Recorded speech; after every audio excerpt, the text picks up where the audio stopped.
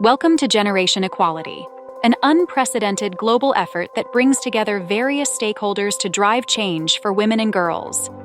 Today, we bring you key insights and conversations from the Beijing+30 consultations that took place in Africa.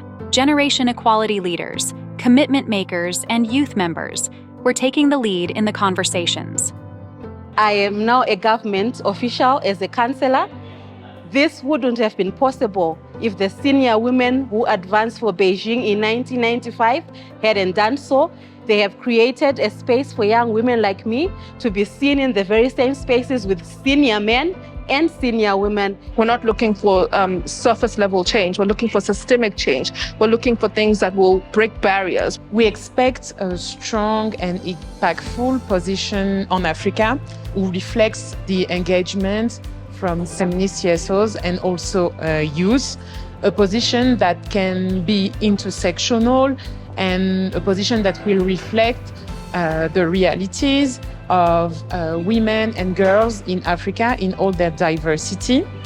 We should be coming up with the long-term vision of how we sustain what was started in 1995. We should be coming with a shared vision of accountability, how we hold member states to account on this journey. We need to hold each other accountable.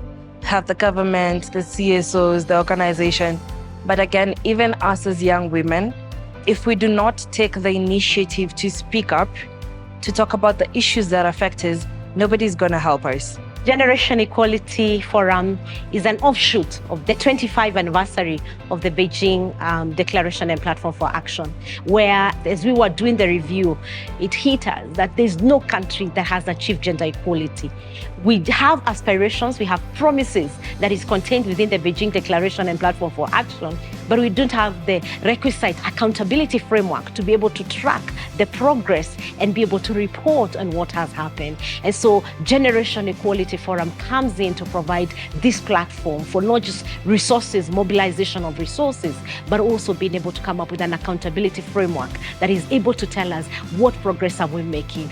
What I like about Generation Equality is that it's not just about us in the sort of not-for-profit sector.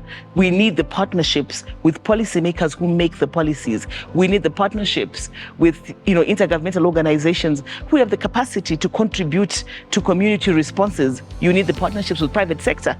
I find with Generation Equality in particular, in these spaces, it provides a platform for multi-stakeholder engagement and multi-stakeholder commitment to implementation of human rights and women's equality. As young women, we are able to stand in platforms and have our voices heard and talk about issues that really affect us as young women and African women. The biggest thing that has stood out for me is decisions are being made with us, not for us. This is the first time that we as young people have been involved at this magnitude for policy formulation. I'll be part of the ministerial consultations. And so, yes, there will be a lot of work to be done, heavy responsibilities on our shoulders. We are truly privileged to be here.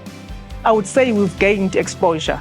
We've gained access to spaces that we would not have gained before. We've also gained in terms of funding, because the moment you write in your profile to say, I'm also part of the Generation Equality Forum, it shows the level that you have gone in terms of engagement. Also, what we have benefited is at that level where you are faced with a lot of challenges, where you are faced with a lot of pushback, backlash, you can always breathe and look back and say, I have feminists behind me that can support me even throughout the challenges of this journey.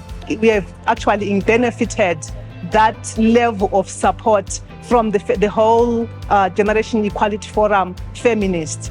Generation Equality leaders, commitment makers, and youth members are jointly advocating for a just and equal future for women and girls in Africa. Join us